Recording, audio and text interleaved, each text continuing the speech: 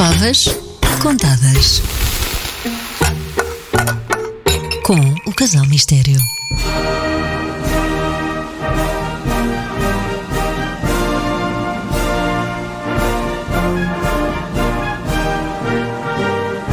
Há precisamente 113 anos, às 11h30 da noite do dia 3 de outubro de 1910, duas bandas militares tocavam pela última vez o hino real de Portugal, que acabámos de ouvir. Que belo momento solene. Foi no final de um banquete oferecido pelo Presidente da República do Brasil ao rei Dom Manuel II no Palácio de Belém. É verdade. E foi o último jantar oficial de um rei em Portugal. E nós estamos aqui hoje, exatamente porque celebramos esta semana, o 5 de outubro, a implantação da República, para contar tudo sobre esse último jantar. No fundo, estamos aqui para falar de coisas verdadeiramente importantes para a política portuguesa. O que se comeu, o que é que se bebeu, o que é que aconteceu. Isto tudo no último jantar do rei. É extraordinário, mas temos, de facto, uma reportagem detalhadíssima no último jantar do rei de Portugal. E porquê que temos essa reportagem? Pergunto eu. Queres que eu responda? Não, vou eu dizer que estou verdadeiramente enervada. Então passo a explicar. Temos uma reportagem, porque temos o jornal 1º de janeiro, publicado no dia 3 de novembro de 1910. 1910. Temos a nossa casa, está em nossa casa, o próprio do jornal. Agora, podes-me explicar o que é que um jornal de 1910 está a fazer em nossa casa? Quer dizer, podia ser uma digitalização, podia ser, sei lá, estar no computador. Não. Não é uma fotografia sequer. O homem tem mesmo um jornal com mais de 100 anos, com um cheiro a mofebolor, a desandar em nossa casa. Agora explica-me, onde é que vamos parar à conta deste podcast? Não, posso garantir-te que é bastante melhor do que muitos jornais que são publicados hoje em dia, não é? Não digas que leste fio a pavio. Não, só as partes que me interessaram. Entre elas, de facto, a história do último jantar do rei. E que tem todos os detalhes sobre o jantar. É uma verdadeira maravilha aquilo. É uma reportagem maravilhosa, com diálogos, com a comida, com tudo. Maravilhoso. Ele estava deliciado a ler aquilo. Isto é que eram boas fontes na altura, é? Exatamente. Não é? O jornalista depois virou republicano. Depois virou ministro.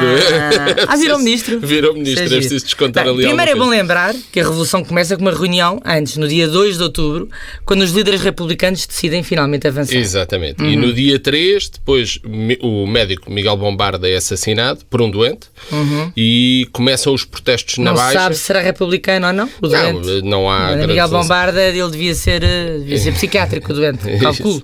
E começam alguns protestos na Baixa,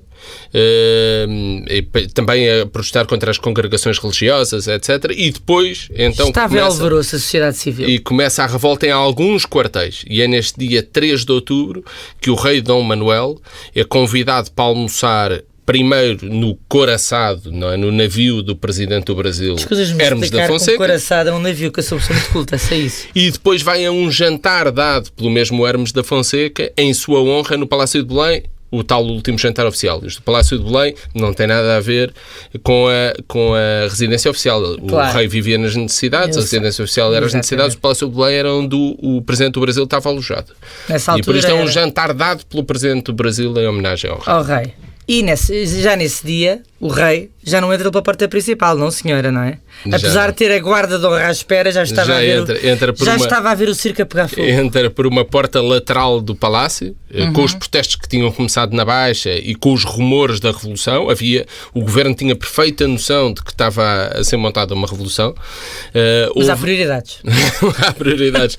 Houve algumas preocupações de segurança e houve mesmo vários convidados que nem sequer foram ao jantar, ou que saíram a meio do jantar. Piraram-se, claro. E o rei é descrito pelo jornalista como estando preocupado durante todo o jantar. De princípio ao fim, de cara fechada. Não é? Até parece que, porque no princípio do jantar há um telefonema em que se sabe que os marinheiros e alguns soldados já tinham começado a revolução, não é? Mas apesar de tudo isto, estavam lá vários governantes e o que é que eles fizeram? Comia. Tudo a jantar. Comia. Enquanto a revolução começava, tudo a encher o bandulho. É incrível. É prioridades. Estava lá o ministro da Guerra, o comandante da Divisão Militar de Lisboa, o Ministro da Marinha o comandante das guardas municipais e o comandante Lanceiros 2. Que Oh era, meu Deus, já não estava comandante dos bombeiros para aí. basicamente, quase todas as altas chefias militares estavam tranquilamente a jantar salmão do rio Adour e fazões da Boémia ao lado do rei, enquanto cerca de 2.000 soldados e marinheiros se revoltavam em Lisboa. De facto, é extraordinário. É um grande país. É espetacular. Olha, mas ao menos é de grandes costumes, vê lá se É verdade, tudo acontece com Bem, mas tranquilidade. então vamos lá ao jantar. O que é que foi servido além do salmão e do fazão? Bom, 15 pratos, não é coisa pouca, e 8 vinhos diferentes. Tudo escrito num pomposo menu em francês, como mandavam as regras de chiquia da época. E claro, quem é que teve de traduzir o menu para ti? É, Toi? Não, foi a francófona da família que sou eu, não é? Como é óbvio. Bem, e para começar, o que é que houve? Uma sopinha, obviamente. Claro. Começamos sempre pela sopinha, não é?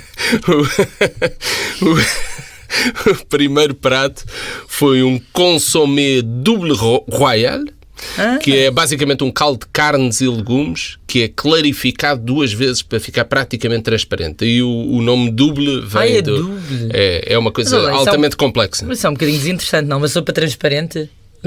Parece água morna, não? Sim, também não acho a sopa mais fascinante do mundo. É o caldo de legumes que hoje em dia se usa para cozinhar. Mas tem um ótimo sabor a carne e por isso foi sempre muitíssimo popular entre a nobreza. Era uma coisa muito Devia ser considerada. light.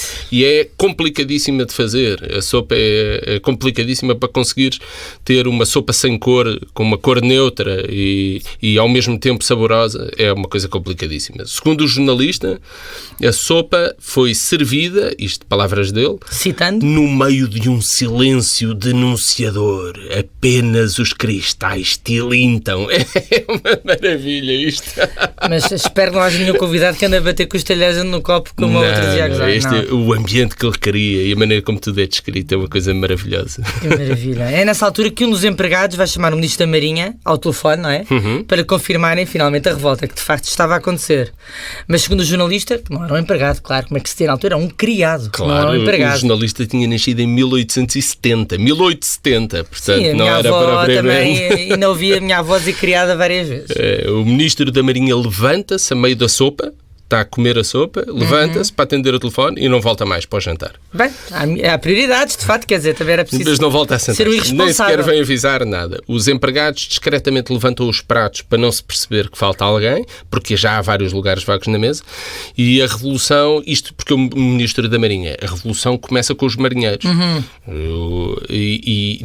Sei bem. Na noite de dia 3 já estava o Machado de Santos, que era o comissário naval, a recrutar militares e marinheiros para se juntarem à revolta. Um dos convidados perguntou mesmo o que é que se passava no meio daquilo tudo, ver pessoas a levantarem-se, mas a resposta que teve foi que eram só uns protestos, umas caramuças na Baixa por causa do assassinato do Miguel Bombarda, nada de grave. Mas nada imagina de o grave. ambiente, não devia estar de cortar a faca, pesadíssimo. Sim. Além da notícia ter começado a circular, havia já pratos a serem retirados discretamente, porque quem ia atender o telefone normalmente não voltava.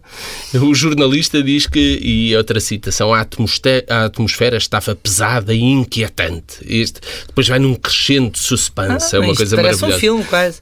E já havia vários lugares vagos na mesa, pessoas que não tinham ido ou que não voltavam, o que não era claramente normal num banquete oficial de homenagem ao rei. Claro. Como é evidente, não é? Todos os membros do governo estavam irrequietos, o rei, diz ele, com um aspecto triste, Estava a ver a vida andar para trás. falava pouco ou quase nada, diz ele, e no meio disto tudo havia só uma pessoa alegre e feliz. No meio daquilo O presidente do Brasil, claro, Claro. obviamente, que estava nas tintas e comia e bebia. Claro, provavelmente não sabia sequer o que se estava a passar e mesmo que soubesse também não havia de estar muito preocupado, porque no dia 8 de outubro, 3 dias depois da implantação da República, já andava a passear pelas ruas de Lisboa ao lado do Bernardino Machado, que era já o Ministro dos Negócios Estrangeiros Provisório da República.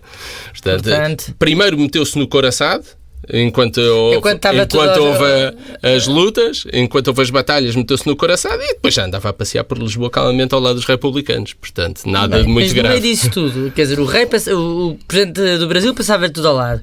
E no meio dessa confusão toda nas ruas, o rei e os dirigentes militares continuavam a comer à mesma, não é? Com tanto prato não iam acabar tão cedo. Meu Deus. Seguiu-se o tal salmão do rio Adour, preparado onde é o rio Adour para não em ficar. França, Ah. preparado à escocesa, que é com um molho de manteiga, mostarda, endro, natas e whisky. Uns escalopes de vitela que foram feitos com o timo da vitela, que é uma glândula saborosa, mas dificilmente de cozinhar também, portanto, tudo altamente complicado. São dourados também por fora. Também era um desperdício deitar fora comida tão boa, mas não é? são quase panados, portanto, dourados por fora e depois cozinhados num delicioso molho de natas, vinho branco e estragão. Uma perna de veado moscovita com um puré de castanhas, isso é uma verdadeira maravilha. O Mas puré que de castanhas, exagero de pratos, salmão, não, mas há mais, de vitela, há mais. Ainda houve uns supremos de galinha de Angola e só depois é que vieram os canapés de fazão da Boémia. Portanto, os canapés a meio do jantar. Meu Deus, e tudo isto foi acompanhado de 8 vinhos. 8 vinhos. E bebeu-se tudo. E provavelmente tudo. Todos franceses? Sim, só havia... Na altura era o que era chique, não é? Não havia a maravilha de vinhos que há hoje em dia portugueses, não é? Sim. E só havia o vinho português, obviamente que era o vinho do Porto. O único vinho português era o vinho do Porto.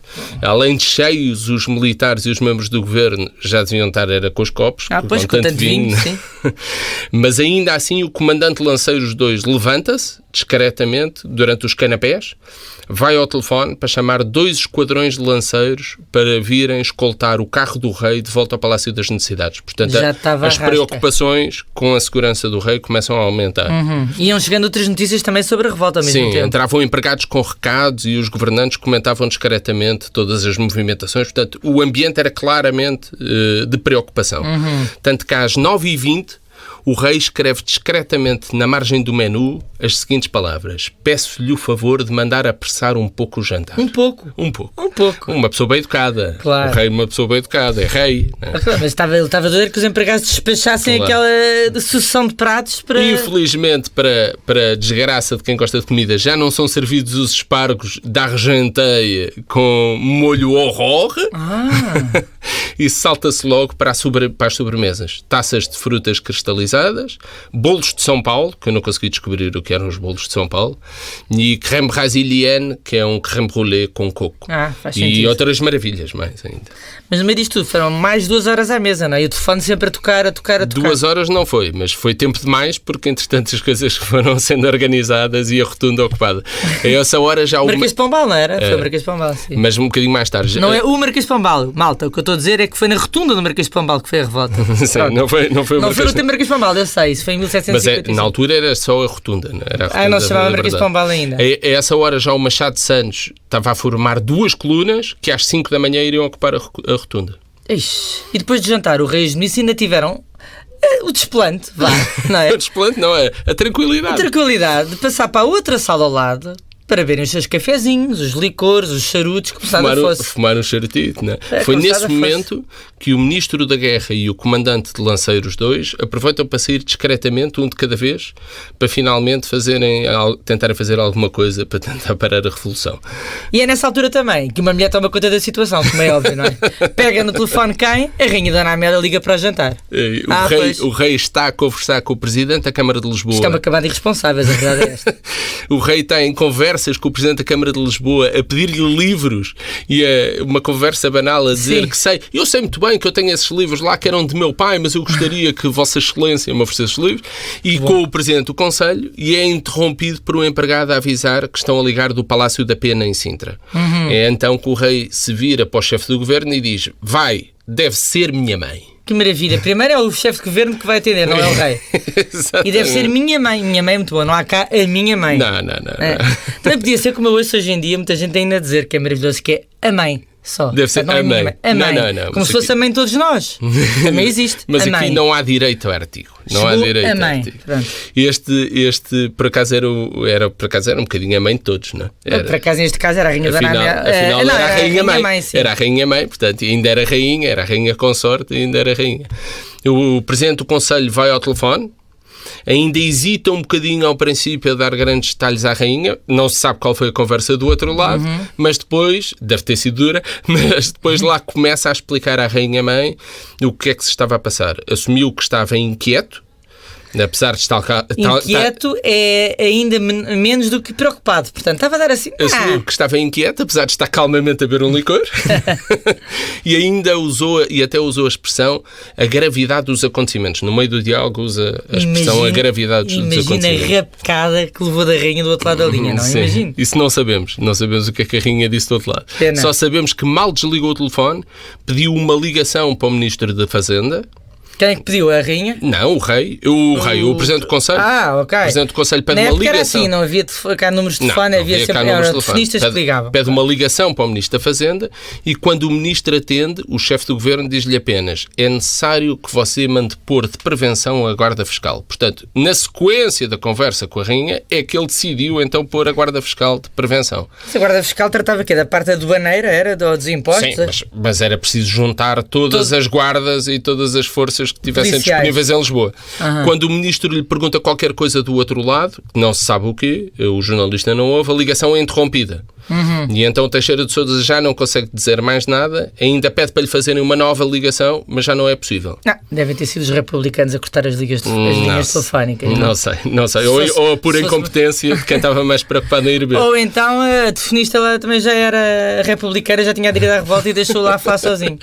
Mas a descrição continua. Segundo o jornalista, o chefe do governo tem um movimento brusco de contrariedade e volta para a sala. Ele disse, que maçada!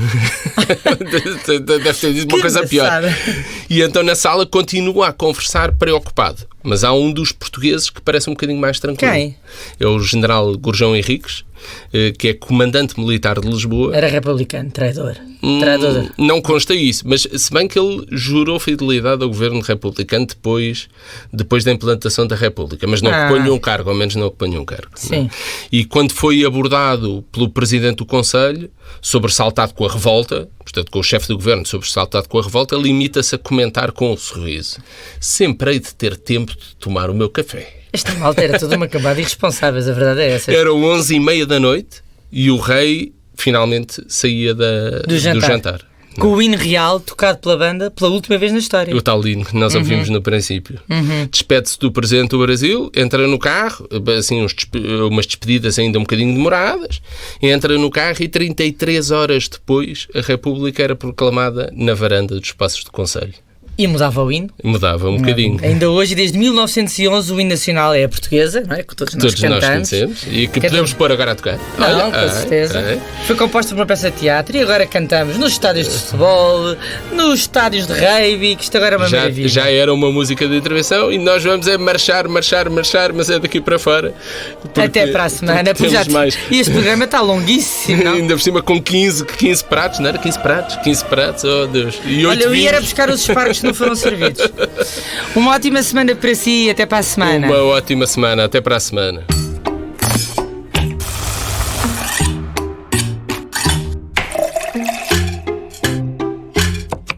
Favas contadas com o Casal Mistério.